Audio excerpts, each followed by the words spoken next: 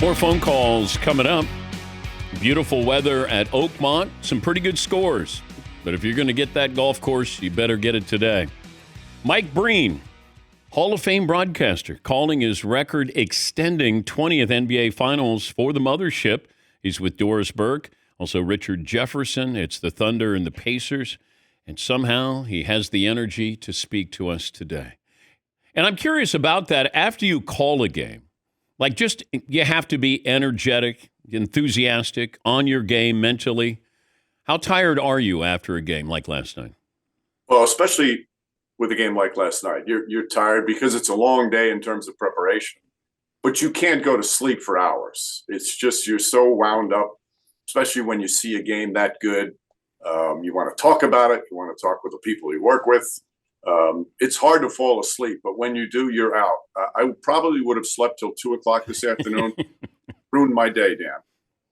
Thank you, Mike.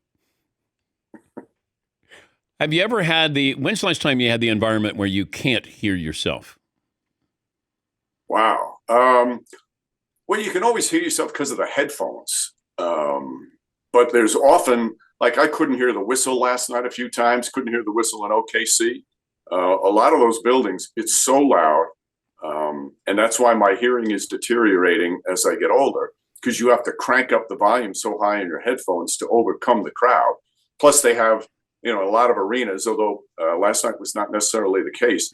The music is blaring so loud as well that it's hard on the hearing in terms of long-term hearing. But last night, there was only a couple of times that I just couldn't hear the whistle. And you're looking for the ref to see if his hand goes up to see if a call was made. How often do you have sort of a premonition of what's going to happen? Or you're planning for the game to go a certain way? Well, every single night, and I think every broadcast team does this. All right, who you got tonight? Who you got tonight? Who you think? And I'll have stretches where I might get 7 or 8 in a row, like nail it. Oh, they're going to win big tonight. This is going to be a close one, but they're not going to be able to overcome. And then I'll go years without getting a single prediction right. What was your prediction for this or last night? It's funny. It's funny you say that. So I really felt Indiana had a shot in game one. Didn't think it was going to happen that way. And then I just knew Oklahoma City was going to blow them out in game two. Last night, and anybody I spoke to when they asked me what I think, I said, I have no idea. Indiana is so unpredictable. They can look like nobody can beat them. They have stretches where it's a struggle. So I had no idea last night going in. But there's something special going on with that team right now. That's for sure. And Brian Windhorst brought this up on ESPN this morning that with about 8:30 to go in the fourth quarter, it looked like OKC was a little winded. They were at the free throw line. They're holding onto their shorts. They're bent over. Meanwhile, the Pacers are upright there. I don't know if you got that sense or Doris or Richard got that sense of fourth quarter, Indiana's been the better team in these first 3 games.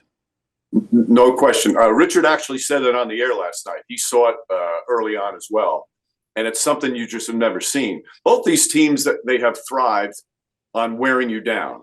For Indiana, in many cases, their offense is at such a pace by the fourth quarter they wear you down. And obviously Oklahoma City, their defense is something that wears a team down as the game, not only a game, but as the series goes on. But that's the first time I've seen the Thunder look that way.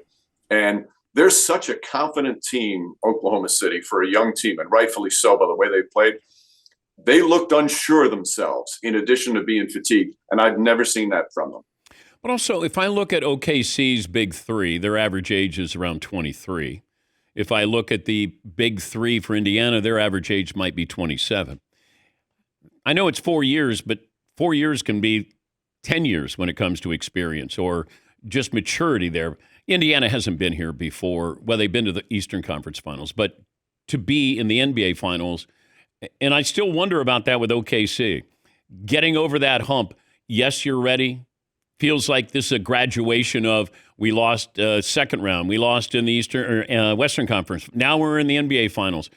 We've seen great teams who graduate to this moment.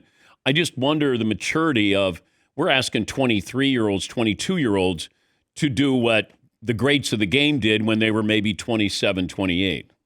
Man, I could not agree more. The whole question for them coming in, are they ready? Are they too young?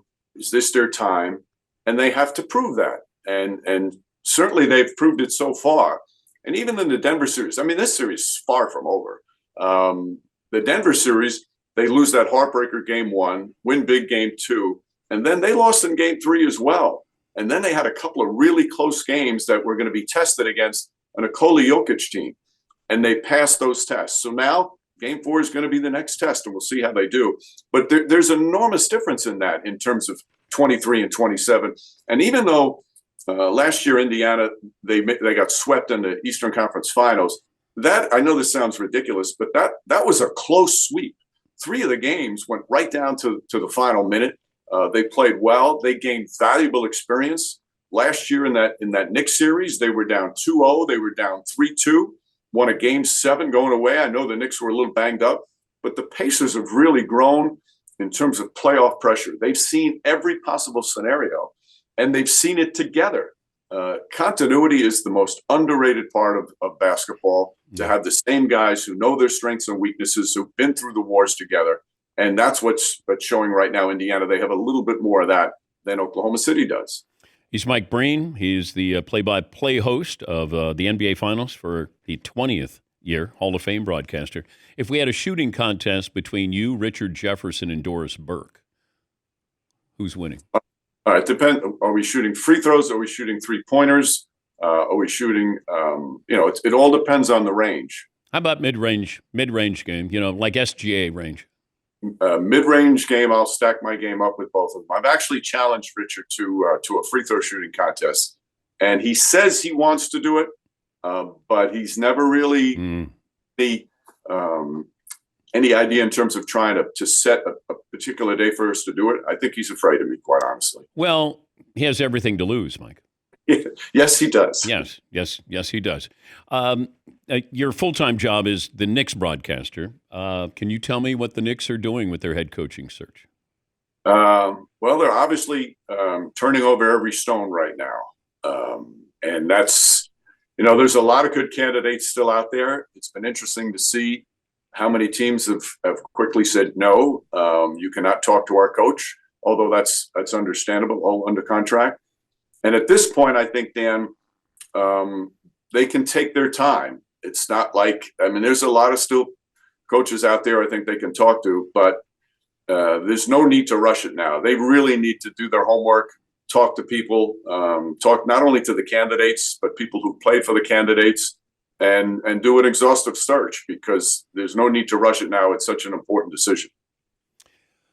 If you fire your coach, did you have a successful season? Wow, that's an interesting way to put it. I think so. I do. I think they had a very successful season. They've taken the next step. I was certainly surprised at Tom Thibodeau being let go. From a standpoint of success and results, it's hard to say why.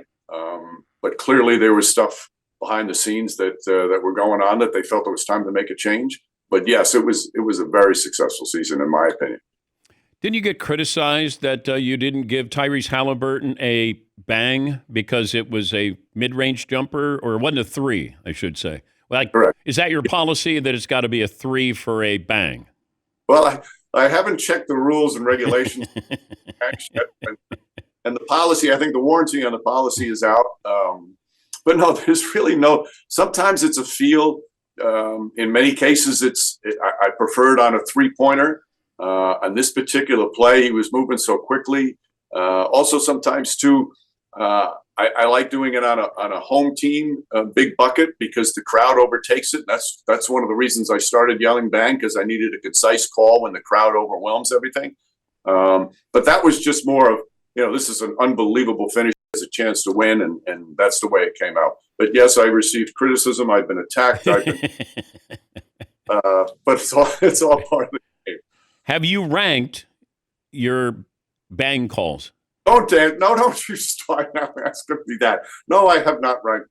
That's for the viewers to rank the bang calls. I can't do that. Because I would say Steph Curry I thought that one, what was that? The 40-footer that he hit it against OKC? I think that kind of started it. But I also, Ray Allen, Game 6 of the 2013 NBA Finals, where does that bang rank? You want me to participate in this discussion? Yeah. No, the Curry thing, I was the first double bang.